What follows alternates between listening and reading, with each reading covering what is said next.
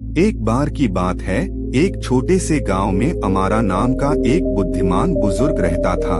कई चुनौतियों और कठिनाइयों का सामना करने के बावजूद अमारा हमेशा एक शांत मुस्कान रखती थी। उसकी अटूट खुशी के बारे में जानने को उत्सुक ग्रामीण एक दिन मार्गदर्शन मांगने उसके पास पहुँचे। अमारा ने गाँव वालों को इकट्ठा किया और अपनी कहानी साझा करना शुरू किया। उसने हानि का अनुभव किया, प्रतिकूल परिस्थितियों का सामना किया और निराशा के क्षणों का सामना किया। फिर भी इस सब के माध्यम से उसने एक मूल्यवान सबक सीखा, परिप्रेक्ष्य की शक्ति। उन्होंने समझाया कि खुशी बाहरी परिस्थितियों पर निर्भर नहीं है, बल्कि इस बात पर निर्भर करती है कि कोई उन्हें कैसे समझता है और उन पर कैसे प्रतिक्रिया देता है। अमारा ने ग्रामीणों को सकारात्मक दृष्टिकोण अपनाने के लिए प्रोत्साहित किया और उन्हें याद दिलाया कि चुनौतियां विकास के अवसर हैं। जैसे ही ग्रामीणों ने अमारा के ज्ञान को आत्मसात किया, उन्होंने उसकी शिक्षाओं को अपने जीवन में लागू करना शुरू कर दिया। जब गांव में सूखा पड़ा तो निराशा के आगे झुकने के बजाय वे जल संरक्षण के लिए अभिनव समाधान खोजने के लिए एकजुट हुए। व्यक्तिगत परीक्षणों के समय में उन्होंने खुद को अमारा के शब्दों को याद दिलाया और कठिनाई के बीच में खुशी ढूंढना सीखा। बात गांव के बाहर भी फैल गई और पड़ोसी समुदाय के लोगों ने अमारा से मार्गदर्शन मांगा। वह आशा की किरण बन गई और दूसरों को सिखाया कि सच्ची खुशी भीतर से पैदा की जा सकती है। अमारा के सरल लेकिन गहन संदेश ने लचीलेपन और आशावाद के आंदोलन को प्रेरित किया। अंत में गांव एक संपन्न समुदाय में बदल गया, इसलिए नहीं कि कठिनाइयां गायब हो गई, बल्कि इसलिए क्योंकि वहां के लोगों ने साहस और सकारात्मक मानसिकता के साथ चुनौतियों का सामना करना सीख लिया। अमारा की विरासत जीवित रही, जो इस स्थायी सत्य का प्रमाण है कि परिस्थिति चाहे जो भी हो, खुशी एक विकल्प है। अमारा की शिक्षाएं उन लोगों के जीवन में तरंगित होती रहीं जिन्हें उसने छुआ।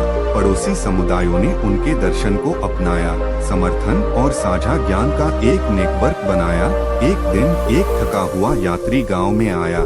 जीवन के संघर्षों के बोझ से दबे यात्री ने शरण और मार्गदर्शन मांगा। ग्रामीण, जो अब अमारा की शिक्षाओं से अच्छी तरह परिचित थे, ने नवागंतुक का खुले दिल से स्वागत किया। गर्म आग के चारों ओर इकट्ठा होकर उन्होंने लचीलेपन और खुशी को चुनने की परिवर्तनकारी शक्ति की कहानियां साझा की। यात्री समुदाय की सामूहिक ताकत से प्रेरित होकर अपनी चुनौतियों को एक नई रोशनी में देखना शुरू कर दिया। जैसे जैसे मौसम बदलते गए और साल बीतते गए, गांव न केवल समृद्धि में बल्कि संतोष की गहन भावना से विकसित हुआ। यह सकारात्मकता का केंद्र बन गया, जहां दूर दूर से लोग सांत्वना और प्रेरणा की तलाश में आए। अमारा एक लंबा और पूर्ण जीवन जीने के बाद अंतर्निधन हो गया। हालांकि उनकी विरासत उन पीढ़ियों तक कायम रही जिनसे उन्होंने प्रभावित किया था।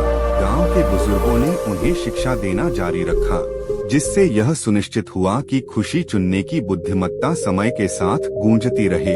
एक समय संघर्षरत गांव की कहानी एक किंवदंती बन गई, जिसे पूरे देश के कहानीकारों ने साझा किया। इसका संदेश कठिनाइयों का सामना कर रहे लोगों के बीच गूंजता रहा, उन्हें याद दिलाया कि वे भी खुश रहना सीख सकते हैं, चाहे स्थिति कैसी भी हो। और इसलिए अमारा और गांव की कहानी एक शाश्वत अनुस्मारक बन गई कि खुशी केवल एक गंतव्य नहीं बल्कि एक यात्रा है, जिसे कृतज्ञता से भरे दिल और हर पल में पाए जाने वाले सौंदर्य के प्रति अभ्यस्त दिमाग के साथ अपनाया जा सकता है। पीढ़ियां बीत गईं और गांव फलता फूलता रहा। यह अमारा की शिक्षाओं की स्थायी शक्ति का एक जीवित प्रमाण बन गया। जैसे जैसे गांव का विस्तार हुआ, इसके लोगों को नई चुनौतियों का सामना करना पड़ा, लेकिन उन्होंने अपने बुद्धिमान बुजुर्गों द्वारा पैदा किए गए लचीलेपन और आशावाद के साथ प्रत्येक बाधा का सामना किया। गांव शिक्षा का केंद्र बन गया, जिसने इसकी स्थायी खुशी के रहस्य को समझने के लिए उत्सुक विद्वानों और साधकों को आकर्षित किया। हरे भरे परिदृश्य और हलचल भरे समुदाय के बीच एक स्कूल उभरा, एक ऐसा स्थान जो उस ज्ञान को प्रसारित करने के लिए समर्पित था जिसने गांव को बदल दिया था। दूर दूर से छात्र इस स्कूल में आते थे, उस दर्शन को आत्मसात करने के लिए उत्सुक थे जो पौराणिक बन गया था। पाठ्यक्रम पारंपरिक विषयों से आगे निकल गया, जिसमें कृतज्ञता, लचीलापन और सामान्य में खुशी खोजने की कला के पाठ शामिल थे। गांव के दर्शन ने व्यापक दुनिया में भी अपनी जगह बना ली। राष्ट्रों के नेताओं ने गांव के बुजुर्गों से सलाह मांगी कि कैसे अपने लोगों के बीच खुशी और खुशहाली को बढ़ावा दिया जाए। अमारा की शिक्षाएं आधुनिक जीवन की जटिलताओं से जूझ रहे समाजों के लिए एक प्रकाश स्तंभ बन गई। गांव के मध्य में अमारा की एक मूर्ति स्थापित की गई थी, जो उस स्थायी भावना का प्रतीक थी जिसने समुदाय को आकार दिया था। शिलालेख में लिखा था, चाहे परिस्थिति कैसी भी हो, आप खुश रहना सीखेंगे। यह वहां से गुजरने वाले सभी लोगों के लिए एक दैनिक अनुस्मारक और आने वाली पीढ़ियों के लिए एक मार्गदर्शक सिद्धांत के रूप में कार्य करता था।